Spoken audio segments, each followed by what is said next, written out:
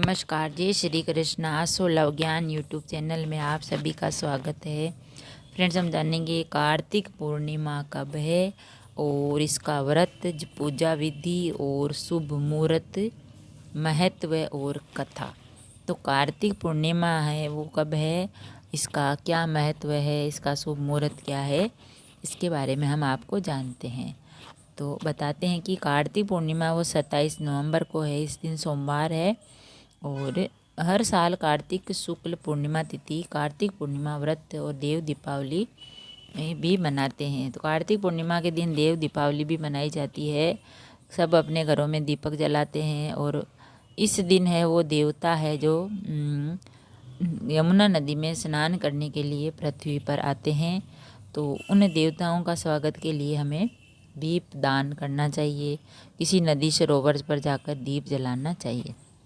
तो कार्तिक पूर्णिमा है वो दीपावली के 15 दिन बाद आती है। तो कार्तिक पूर्णिमा पूजन के शुभ मुहूर्त है कि इस बार जो कार्तिक पूर्णिमा तिथि है वो रविवार यानी 26 नवंबर से दोपहर 3:57 से शुरू हो रही है।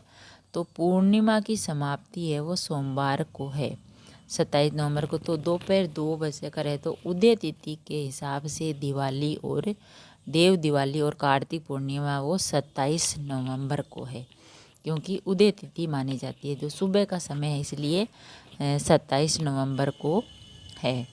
26 नवंबर को खास मुहूर्त भी है और दिवाली, देव दिवाली है वो 27 को है उदय तिथि के कारण। तो देव दिवाली पर हमें कथा है एक जो पौराणिक, वो हम आपको सुनाते हैं।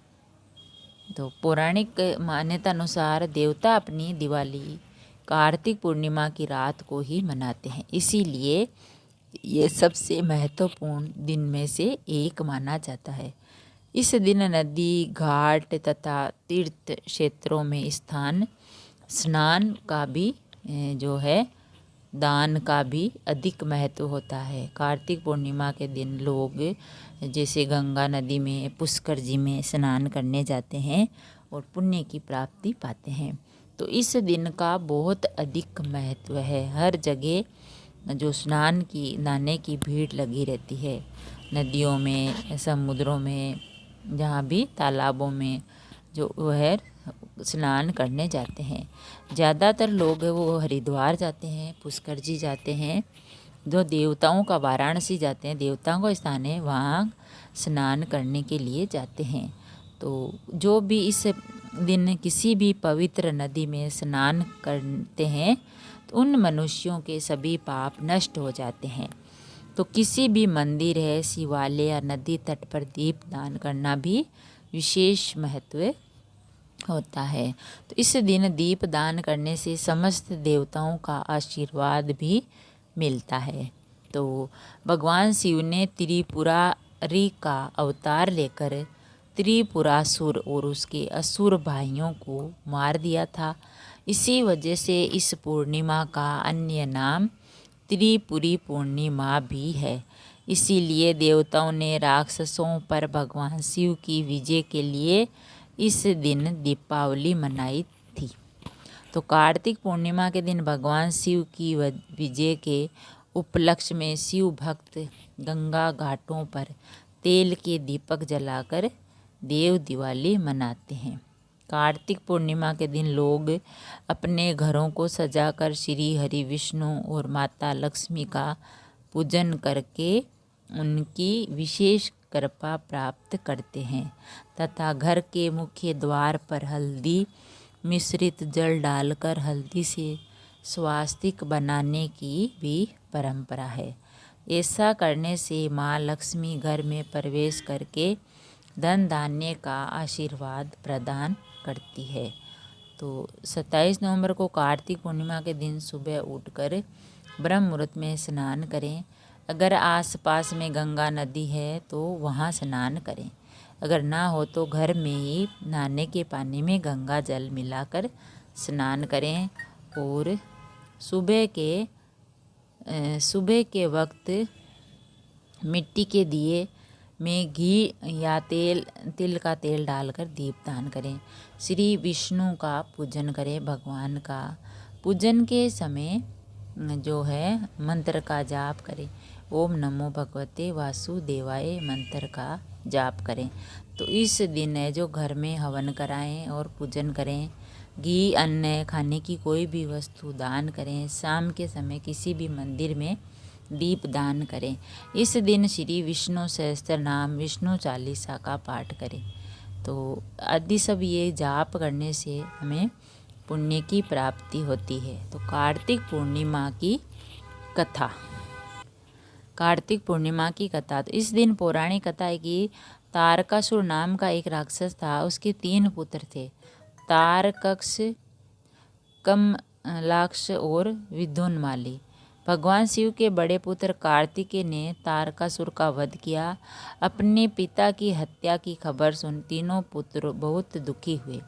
तीनों ने मिलकर ब्रह्मा जी से वरदान मांगने के लिए घोर तपस्या की। ब्रह्मा जी तीनों की तपस्या से प्रसन्न हुए और बोले, मांगो, क्या वरदान मांगना चाहते हो तुम?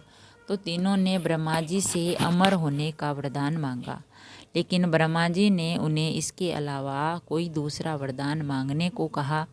तीनों ने मिलकर फिर सोचा और इस बार ब्रह्मा जी से 3 अलग अलग नगरों का निर्माण करवाने के लिए कहा, जिसमें सभी बैठकर सारी पृथ्वी और आकाश में घुमा जा सके।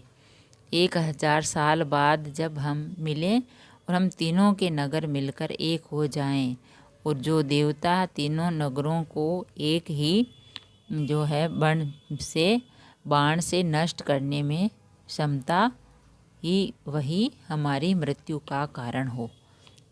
तो ब्रह्मा जी ने उन्हें ये वरदान दे दिया कि हम बाद में एक हो जाएं और एक ही बाण से हमारी मृत्यु हो जाए। तीनों वरदान पाकर बहुत खुश हुए। ब्रह्मा जी के कहने पर मैं दानव ने उनके लिए 3 नगरों का निर्माण किया। तारकक्ष के लिए सोने का, कमला के लिए चांदी का और विद्युन्माली के लिए लोहे का नगर बनाया। तीनों ने मिलकर तीनों लोकों पर अपना अधिकार जमा लिया। इंद्र देवता ने इन तीनों राक्षसों से भयभीत हुए और भगवान शिव शंकर की शरण में गए। इंद्र की बात सुन भगवान शिव ने इन दानवों का नाश करने के लिए एक दिव्य रथ का निर्माण किया। इस दिव्य रथ की हर एक चीज देवताओं से बनी थी। चंद्रमा और सूर्य के से पहिए बने थे। इंद्र, वरुण, यम और कुबेर रथ के 4 घोड़े बने और हिमाचल धनुष बने। हिमालय है वो धनुष बने और शेष नाग है वो प्रचत्या बने और भगवान शिव खुद बाण बने और बाण की नोक बने अग्निदेव।